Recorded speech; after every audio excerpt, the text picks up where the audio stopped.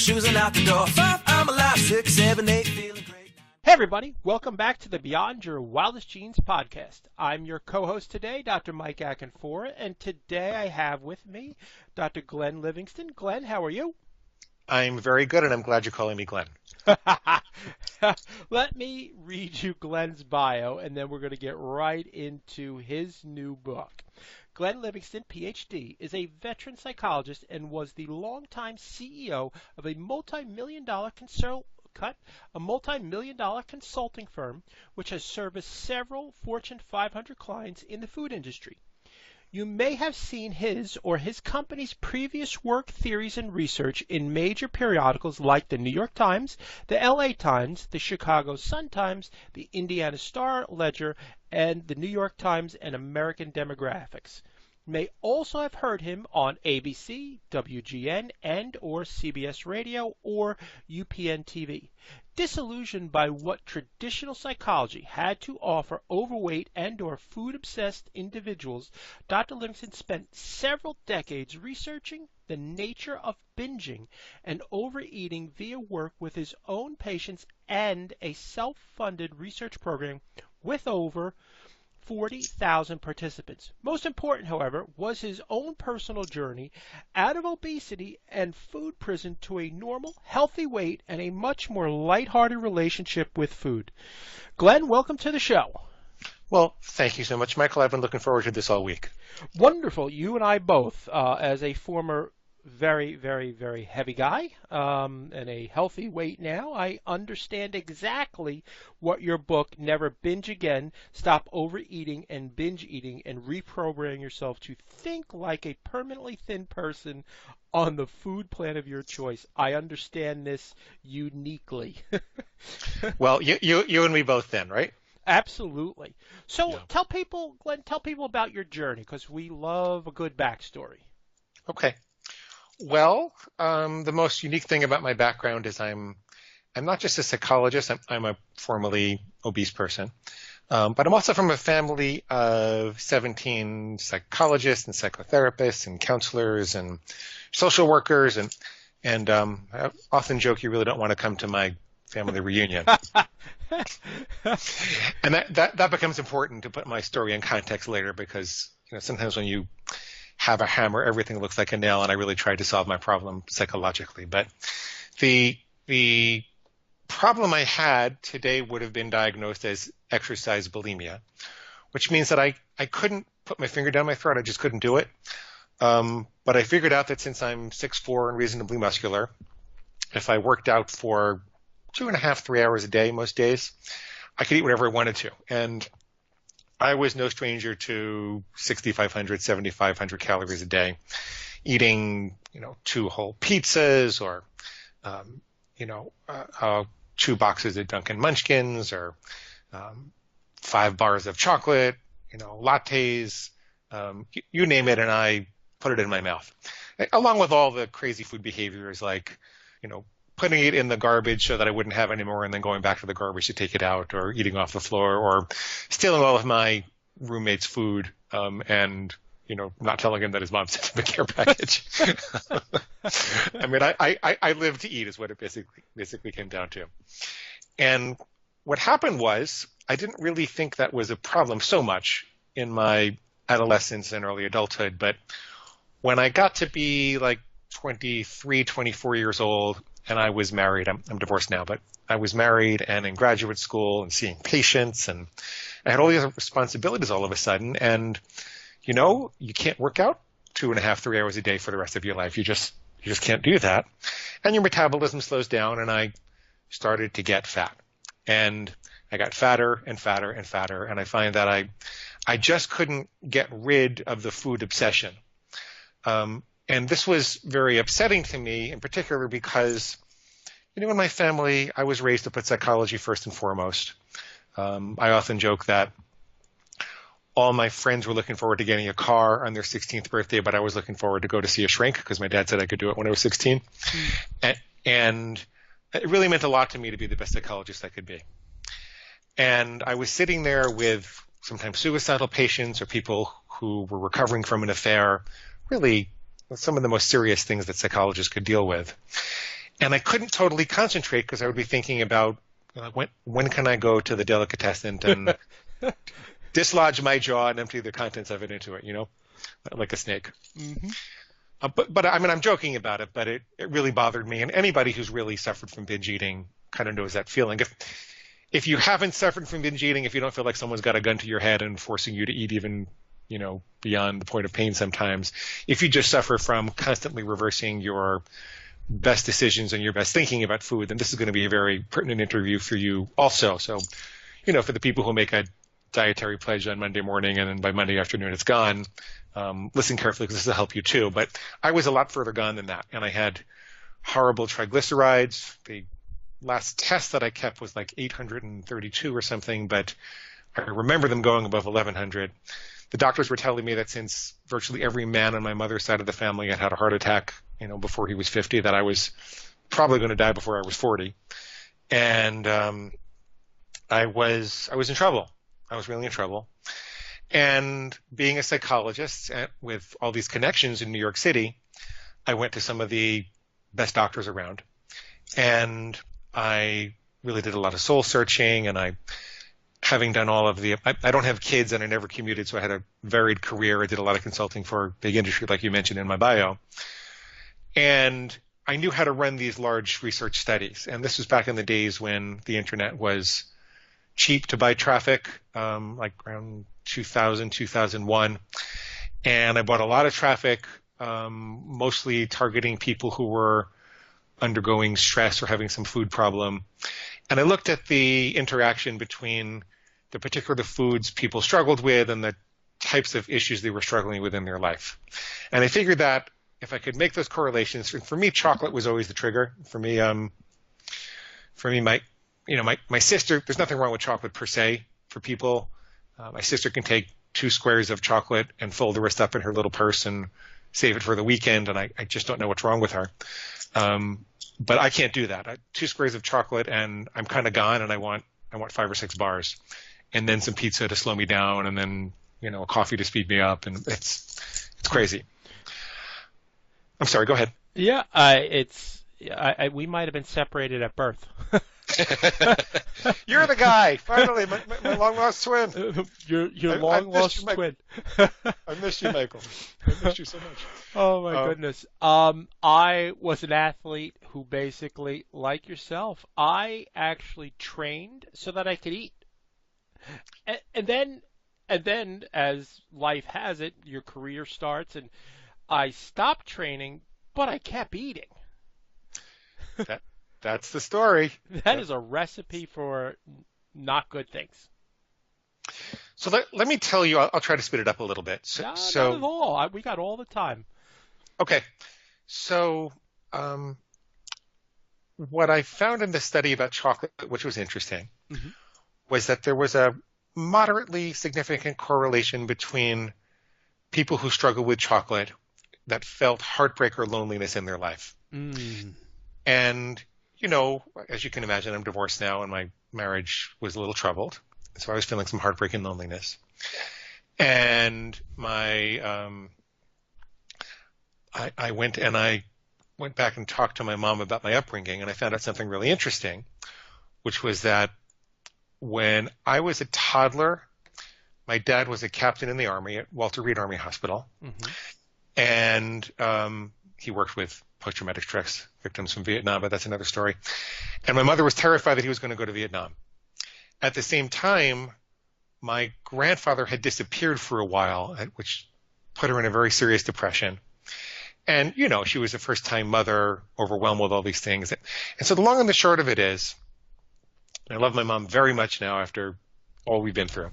But at that time, she couldn't give me what I needed. So I would come running to her crying or needing a hug or something, and she would say, Glenn, there's a bottle of chocolate syrup in the refrigerator on the floor. Go get your Bosco. And I would literally run and go suck on that bottle of chocolate syrup. It's a picture of a 2-year-old.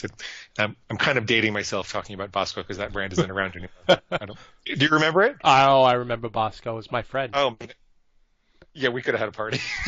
we could have had a Loved Bosco. Bosco rocked. It definitely did. So, but here's the thing.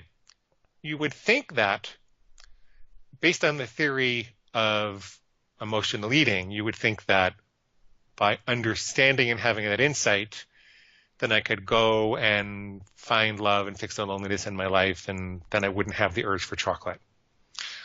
But it turned out that when I started to work on doing that, that's no easy task, by the way. I mean, no easy task. That's no easy task. And there was this little voice in my head that took advantage of that, and it said, you know what, Glenn? You're right. Your mama and your papa, they didn't love you enough, and until you figure out how to fix all that loneliness and find the love of your life, you're just going to have to keep on binge eating on chocolate. Yippee! Let's go do it. And I actually, in some ways, was eating worse. Mm-hmm. Now, it was still worth looking at that connection. I always say that food is a window to the soul, and it's really worth examining your background for soulful reasons, not for the purpose of fixing the food problem, but just for soulful reasons, because I have a better relationship with my mom. I think I've got a much better chance of finding love at this point. I feel more whole inside from having worked on that and figured that out. But it didn't stop the binge eating. And what stopped the binge eating, I'd gone to Overeaters Anonymous. That helped me for a little bit, and then it kind of made it worse. What really stopped the binge eating, I researched some alternative addiction treatments, and I ran across a guy named Jack Trimpey who wrote a book called Rational Recovery, and he works largely with the black and white addictions. So I'm talking about drugs, alcohol, cigarettes, things that you can quit in your life. There's no nutritional need for alcohol, drugs, or cigarettes in your life. You can just stop. But as they say in the 12-step programs, if you want to eat well with food, you still have to take the lion out of the cage 3 times a day and walk it around the block. And what Jack said, and I'm paraphrasing, was that the problem in our culture is really that we're all trying to love ourselves thin. We're all like really sympathizing with this addict inside of us. And that doesn't work because the brain, and I'm simplifying this for illustration, and a neurologist will take me to task. Maybe you'll take me to task. But basically there are 3 parts of our evolutionary history in the brain. There's the lizard brain, which was the first to evolve. Mm-hmm. And when the lizard brain sees something in the environment, it says, do I eat it? Do I mate with it? Or do I kill it? Yep. Eat it, mate with it, or very primitive. And please interrupt me if you want to add anything to this. Not at all. Our preamble, folks, was Glenn promised that he would not be a potty mouth, and I told him he could go right ahead. And when you brought this up, I just thought of other things. Go right ahead. I'm sorry. Okay. Just a note to the editor, I lost Michael on my side for a second while he was saying that, but now I hear him again. Perfect. Okay, so the lizard brain looks at something and says, eat, mate, or kill. And it's really the lizard brain that is responsible for addiction, because let me tell you about the rest of the brain and then you'll understand why. The mammalian brain evolved later. It's to include the limbic system and the sense of emotion. And really, by and large, the mammalian brain's function is to temper the lizard brain for considerations of tribe. As mammals evolved, we came to realize that we did better together than we did apart. And so now before the lizard brain eats, mates, or kills something, the mammalian says, wait a minute, well, what about those other guys over there? And then there's the logical brain, or the neocortex, which is where which has the capacity to delay gratification for all of the above, or more technically all of the below. And that's where what we think of as more uniquely human is. That's where our plans and aspirations lie. That's where our goals and dreams are. That's where our ability to strategize and articulate, music and soulful insights. And it's all integrated, but the point is that there's more sophisticated brain structures that kept evolving, and their purpose was to temper the ones below them. And that's critical that you understand, because in our culture we have this notion of being powerless over the addiction, but it's not really true. The seat of the addiction is in the lizard brain. the seed of the addiction is in the hijacking of our survival drives, which is the lizard brain, which really, in an emergency, can bypass all of the more sophisticated brain structures. It's the hijacking of those drives to connect with hyperpalatable food-like substances. So, we didn't have any chocolate on the savannah when we were evolving. We didn't have any chocolate in the tropics. There were no bags and boxes and containers of all these concentrated forms of starch and sugar and oil and fat and excitotoxins that were then packaged up by $1 billion of packaging research to make it look healthy, and $1 billion of advertising that sent 7,000 messages a year to us over the airwaves and internet, hardly any of them being about fruit and vegetables. We didn't have that. And so it's kind of like a perfect storm, coupled with the addiction treatment industry saying you can't resist even if you want to. There's no human defense. The best you can do is quit one day at a time. And you look at all this and you wonder, why is anybody really able to abstain? Why is anybody able to be thin? And so what Trimpe said was, look, what you need is not to love yourself. You don't want to love the lizard brain.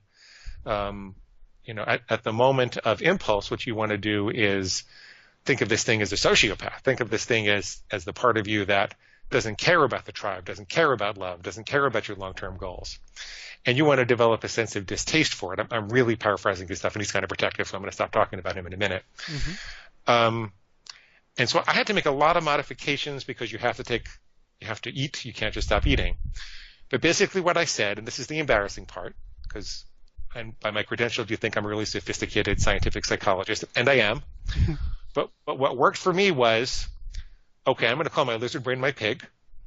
I'm going to make a rule that says, for example, I will never eat chocolate again. Now, like I said before, you can say I'll never eat chocolate on weekdays, or I'll never eat chocolate, outside of a social event. You don't have to give it up. You don't have to make a rule at all. But just for illustration, I made one rule that said I will never eat chocolate again.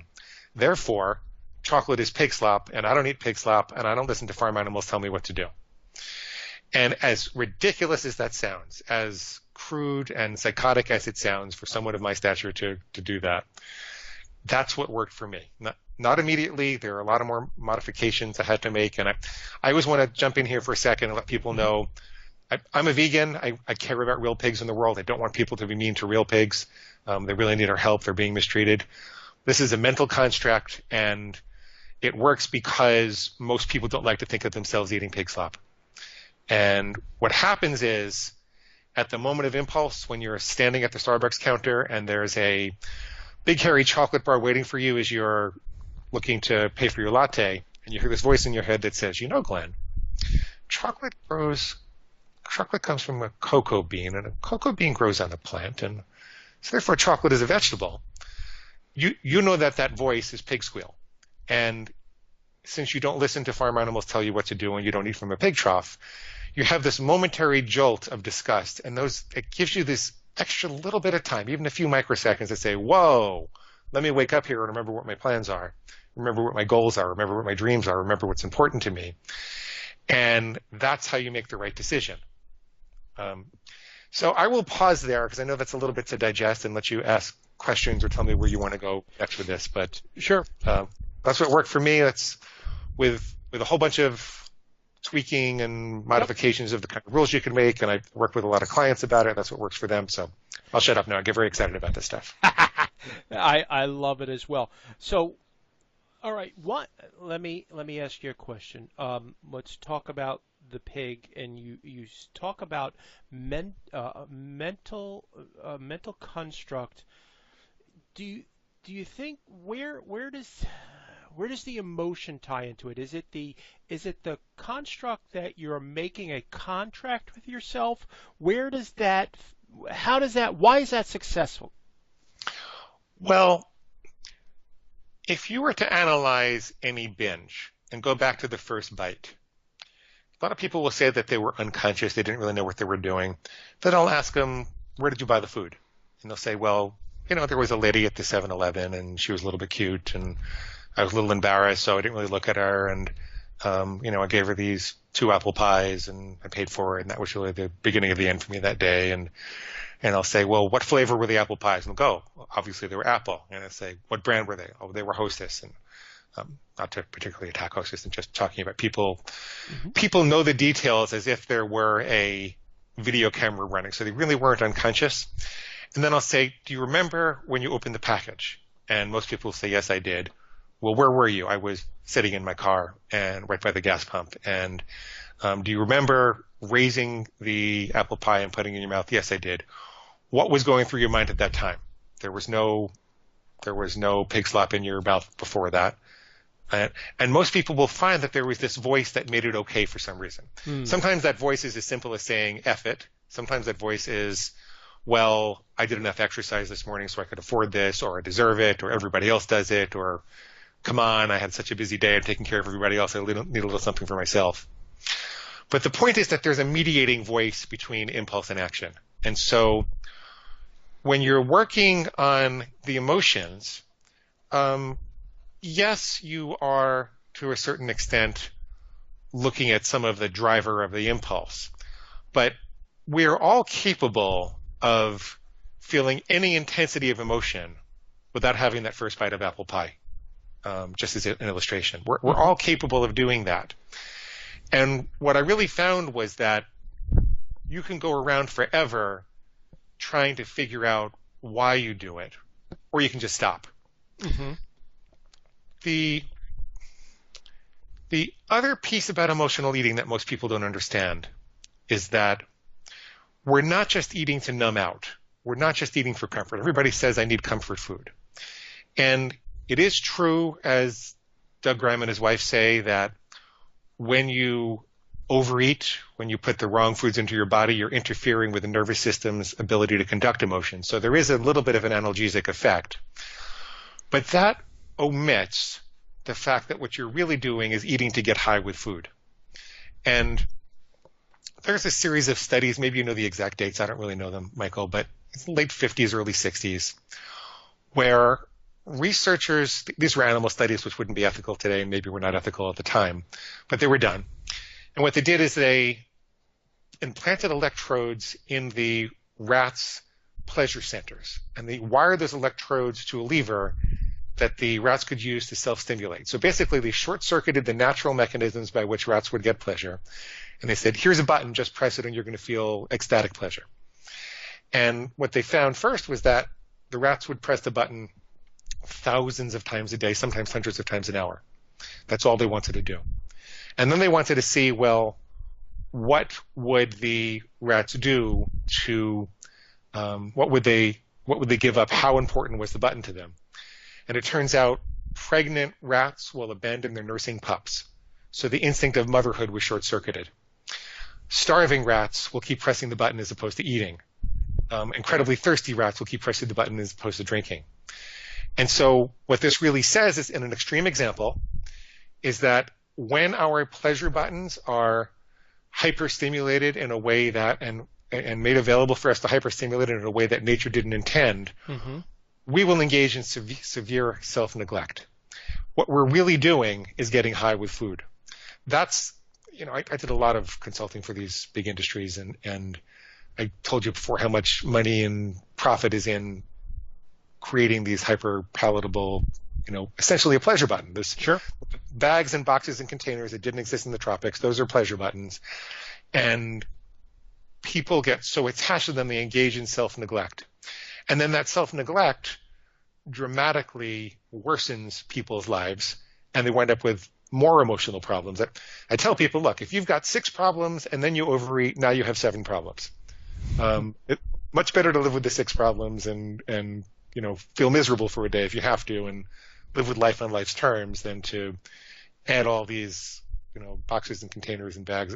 Not that you can't have them if you really want them, if you can handle them. And so there is a role of emotion. It's a window to the soul. It's a good thing to look into. It'll make you more comfortable if you work on that. But don't believe that you have to spend years sitting by the river meditating before you can stop overeating, or that you have to see a shrink for years, figure out why your mama and your papa didn't love you before you can stop overeating. Stop overeating using, for most people, I find I can make this work, stop overeating using this kind of technique, and then talk to a shrink, and then, go sit by the water and look at how much clearer your mind is going to be and how much more progress you're going to make in those emotional difficulties, and stop getting high with food. Stop getting high with food. So, absolutely. Talk to me about the pig. Let's dive into that. So, for the sake of the book and for your life, you've chosen the pig. And again, not trying to denigrate a pig, but let's get into this mindset of, I want to say, is it training the pig? Is it how do you want to? Let's look at this. Well, what you mostly want to do is hear it and ignore it. Remember, I think it was the movie Hannibal, where they warned Jodie Foster not to talk to Anthony Hopkins, to his character, because he was exceptionally bright, had access to all this native intelligence, and was going to use it for evil purposes. Mm-hmm. By definition, what you're doing is you're separating your constructive versus your destructive thoughts about food. You sit down and you figure out what food plan you want to follow. Nobody else tells you what to do. I'm not going to tell you what to eat. You sit down, and you start, by the way, with one rule, whatever your single worst trigger food or behavior is, and you make a rule like, I will never eat chocolate during the weekday again. Should be a rule that 10 people following you around all week would agree whether you were on or off. Very, very clear, no ambiguity. So you make that rule, and the purpose of that rule is to totally separate your constructive versus your destructive thoughts with regards to that rule. And so now, anytime you're walking around on a Wednesday and you hear that voice that says chocolate is a vegetable, you immediately know that that's pig squeal. You immediately know where that leads because you've defined it as a destructive thought. And you don't have to have a rational disputation. You don't have to know the answer at the moment of impulse. We often lose access to our logical brains for the moment when the impulse is really strong. All you need to do is go, whoa, that's pig squeal, and I don't listen to farm animals tell me what to do. And so you're actually, this is not a cute pet inside of you. This is not something you want to nurture. This is something that you're distancing yourself from. You might think of it more like a wild boar than than Babe the pig or one of those cute pigs in the movies or something like that. So it's more like a wild boar that's going to be very dangerous if you let it out of its cage. And you want to leave it in its cage. It's okay if this mental construct, if it is unhappy in the cage, it's made you unhappy for your whole life. It's the worst enemy that you've probably ever faced. And yes, I know it sounds crazy, but we know it's a mental construct. We know there's not really a pig inside of you, but you're allowed to organize your thoughts any way that you want to. They're your thoughts. It's your brain. So why not? If it works, if this little trick of language works, why not do that? Absolutely. So why do you think this is so prevalent today in our society, Glenn?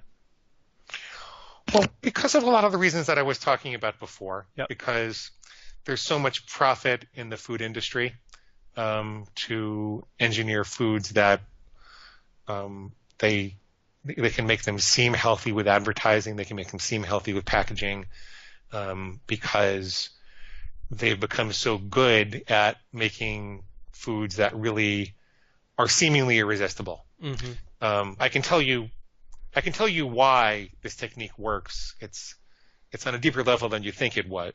Well, why don't I tell you why now? Yeah, absolutely. So what we're really doing here is shaping character because, okay, most people are very frightened of the word never. We'll talk about why you don't have to be frightened of that in a minute. But it's clear from the research that willpower is a fatigable muscle. And so if you say, I'm going to do X today, or I'm going to try to do X today, and you try to make good decisions all day long, there are only so many good decisions you can make. So if you say, I'm going to try to avoid chocolate, a lot of people have the experience of avoiding it all day long, but then they get home and they just can't do it.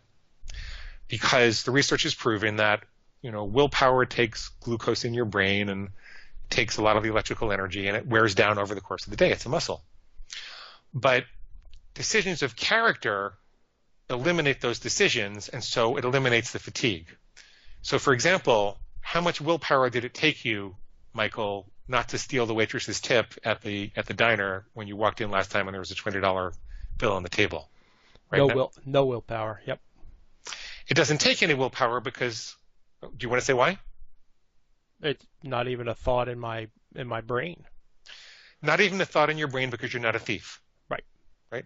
Yeah. As a matter of character, you might not have gone through a conscious decision process about this, but as a matter of character, you've decided you're not the kind of person who would do that. Mm-hmm. You're not a thief. Similarly, you could decide you're not the kind of person who eats chocolate on a weekday.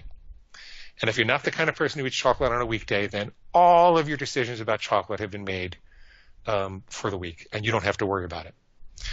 And so a lot of people will say, well, I could never avoid chocolate all week. And I say that's probably true, but you could be the kind of person who never eats chocolate during the week. And that little shift of language really triggers a light. Glenn, say that again, because I don't want people to miss that. Well, if you were thinking about giving up chocolate on weekdays, mm-hmm. your pig would start screaming and saying, oh my God, you're going to be too deprived. That's impossible. Life is going to be miserable. You could never do that. And so people will tell me, I don't think I could ever give up chocolate during the week, or I couldn't give it up at all. And I'll say that might be true, but you could become the kind of person who doesn't eat chocolate during the week. And that shift of language from a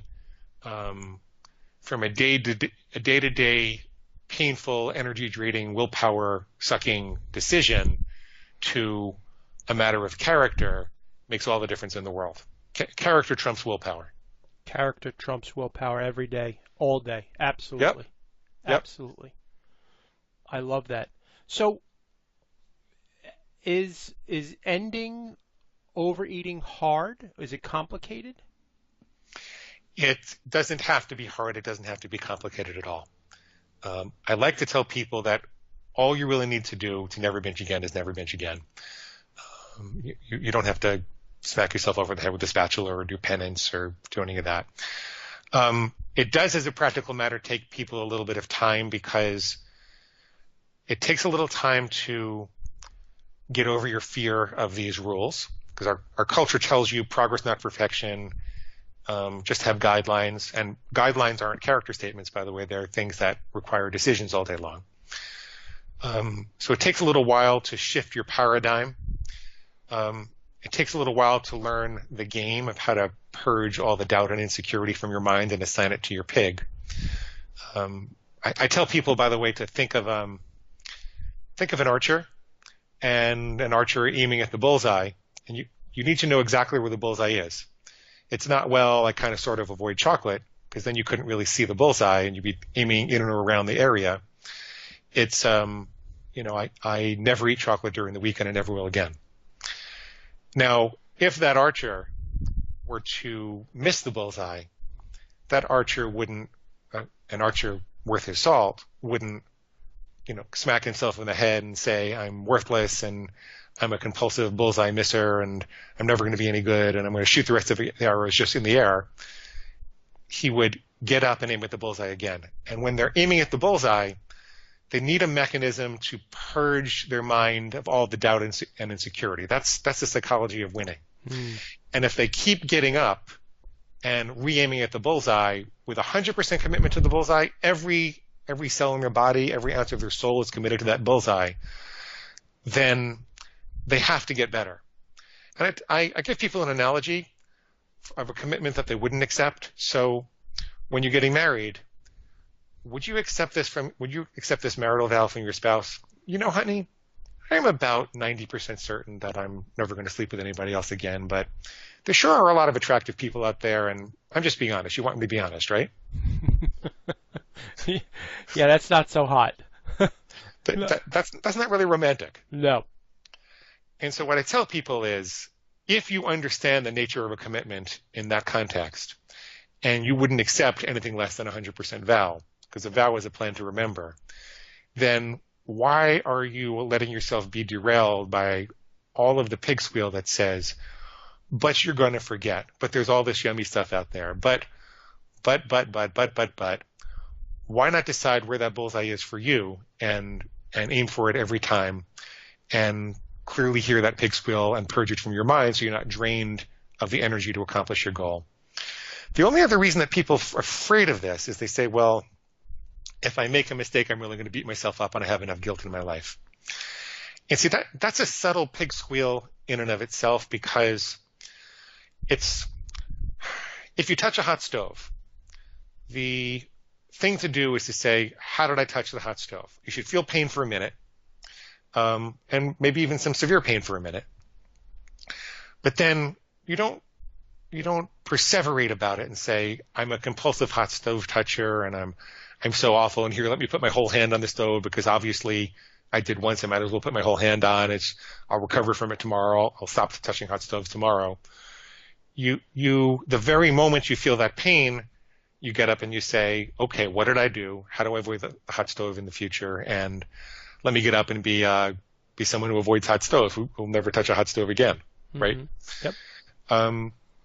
And so it's very difficult to keep binging if you don't keep yelling at yourself. And the purpose of yelling at yourself, it's really the pig squealing to wear you down so you will binge again. This is very difficult for people to remember. And the pig will say, well, you've tried so many times before, you might as well just give up and be a happy fat person. As if I haven't really met that happy fat person. I think fat people should be loved. I really am very much against fat shaming. But when I talk to them intimately, they're not really happy about being fat. And the pig wants to tell you that all of your attempts in the past really prove that you can't do it. But the truth is, when you start to look at the research about that people who attempt to quit certain behaviors multiple times, the more they attempt, the more likely they are to quit. If you keep trying to figure out what food plan is going to work for you so that you can lose weight and keep it off, the odds are much greater that you're going to figure it out. It only makes logical sense. Get up until if you don't at first succeed, try again. It only makes logical sense. But at the moment of making a mistake, the pig will tell you that that's not true. That a failure means you're really totally a failure. But if there's breath in your body, then you can do this. If you have breath in your body still, you can figure this out. Like Earl Nightingale said, their failure only exists in the grave. And I thoroughly believe that about food. I think I've seen people 65, 70 years old after a lifetime of binging turn it around. And if they can do it, you can do it. If I can do it, you can do it. I told you some of the things I did with food. I told you how awful it was. It took me 30 years to figure it out. You don't have to suffer with this indefinitely. You really don't. Sure, I agree with you on every single word that you said. Let me ask another question with regards to the book. In it, you say you talk about food plans and some of the categories. Could you talk about them so how this becomes your own personal plan? Yes, and the reason this is important is that if you don't take 100% responsibility for your own personal food plan, then at some point your pig is going to say, gee, that so-and-so diet guru's food plan obviously doesn't work. We're just going to have to find another one. But in the meantime, we can keep binging. And then you go from diet to diet to diet. So most people listening to this have been around the block enough times that they know what eating healthy means to them.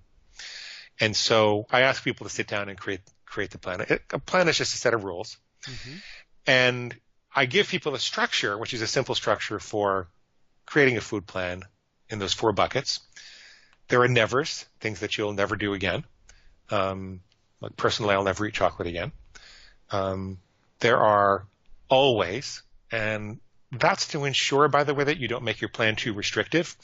Just because you have rules doesn't mean you should restrict yourself and deprive yourself of calories or nutrients. Mm-hmm. So I will always have 6 servings of fruit and vegetables a day, or I'll always drink, 16 ounces of purified water the first thing in the morning when I get up, or sometimes they're just mindful rules. I work with people who don't have any restrictions in their food whatsoever, but they have rules in place to support their mindfulness. So I will always put my fork down between bites. I will always meditate for 5 minutes before a meal.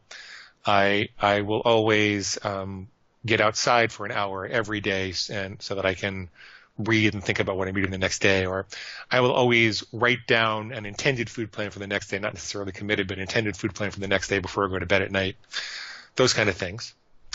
Then I think it's important to have some conditionals. Mm-hmm. So I'll never eat pretzels outside of a Major League Baseball game, or I'll only ever eat chocolate again at a social event. Whatever your trouble spots are. And sometimes people do really well to make conditionals for restaurants or birthdays or parties or holidays. Sometimes they find that life is just a lot easier if they loosen up a little bit in those situations. Other people find that never is a lot easier than sometimes, so it's really up to you. But and the limit on the conditions is really only your imagination and your creative understanding of where your trouble spots are. So I eat raw, whole, fresh, ripe, raw foods. But in a restaurant, I'll allow myself to have a little bit of soup if I'm sitting down with someone that I love. Or I will allow myself to have a little bit of salad dressing sometimes, just because I don't want to seem like a freak of nature. I get there are ways to deal with restaurants. There are ways to stick to your nevers in a restaurant if you look at the menu beforehand and you call the chef and you don't restrict yourself to the items that are necessarily on the menu, but the ingredients that are in those items, and you're willing to talk to the waitress and the waiter and the chef to work that out. There are a lot of tricks that I can teach you to do that, but I make some conditional rules for restaurants because it's just easier for me. I go out a reasonable amount with friends and family and things like that, and I like to be able to do that without worrying. And then there are unrestricted things. So just so you know, you're never going to starve. So I can have as many unsauced vegetables as I want to. You can drink as much water as I want to. Some people drink as much tea or coffee as they want to. I'm not necessarily recommending that, but some people do that. So never always conditionals and unrestricteds. It's a nice way to think of how you might want to structure a food plan. And, that's a lot of what I do when I coach people, as I kind of help them figure out those rules and how to finesse them so that it really works for them long term. That's where there's real art to this, where it takes a little while to customize it. That's brilliant. I got to tell you, and this, you offer that as for the readers bonus as well. You have that on neverbingeagain.com, correct? Yeah. What's on neverbingeagain.com is a set of free food plan starter templates, so you can see what examples are for whatever diet you might be following. So I'm talking about dietary philosophy. So there's a low carb, there's a high carb, there's a vegetarian, there's a macrobiotic, there's something for calorie counters, something for paleo people. Just kind of gives you an example of where you might want to start. I call them starter templates because I don't want to be your guru. I want you to figure this out for yourself. The other thing that you'll get when you sign up for that are these recorded sessions that I did. We're talking a lot about this in theory, and I'm talking very fast, and we're joking around a lot, but the theory sounds a little bit harsh. A lot of people feel like, oh my God, I'm going to be calling myself a pig and I'm not going to be compassionate. It's going to degrade my self-esteem. It's really anything but. And if you listen to the way this is implemented and you hear me work with people and get them through their realizations, then you're going to be much less frightened of this. So that's all at neverbingeagain.com, and just sign up for the free reader bonuses. You'll also get a free electronic copy of the book for Nook or Kindle or PDF when you do that. So that's neverbingeagain.com. Thank you for mentioning that, Michael. Oh, it was my pleasure. That was brilliant. Folks, I can't emphasize the importance of you taking the time to engage your prefrontal cortex, your brain, and when you write down these rules, that's the magic of this. They are your rules. They're not Glenn's rules. They're not Mike's rules, Wanda Lee or Noah's rules. They're your rules to follow. And I think that's where the magic is in what you've done here with Never Binge Again. Well, thank you so much. That's true. One last thing I would leave people with is absolutely. That it sounds like a paradox, but you can and most likely will change your food plan. So really, you're talking to the pig the same way you talk to a little child. You say, hey, little Johnny, you can never, ever, ever, ever, ever, ever cross the street again without holding my hand. Never, ever, ever, ever. And you have to talk to a 2-year-old like that. Even though you know when that 2-year-old is more mature, you're going to teach them to look both ways and cross themselves. It's kind of the same with your food plan. From the pig's perspective, they can this is how it is, this is how it's going to be. They are the inferior animal, you are the superior animal. You're the boss. It's like this because you said so, and it's for their own good. It's for your own good. And that's the level at which the lizard brain operates.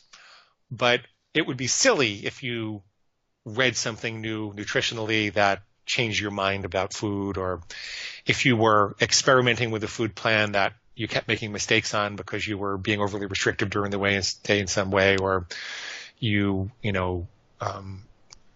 met a new partner and they really needed to have you go out with them to this restaurant once.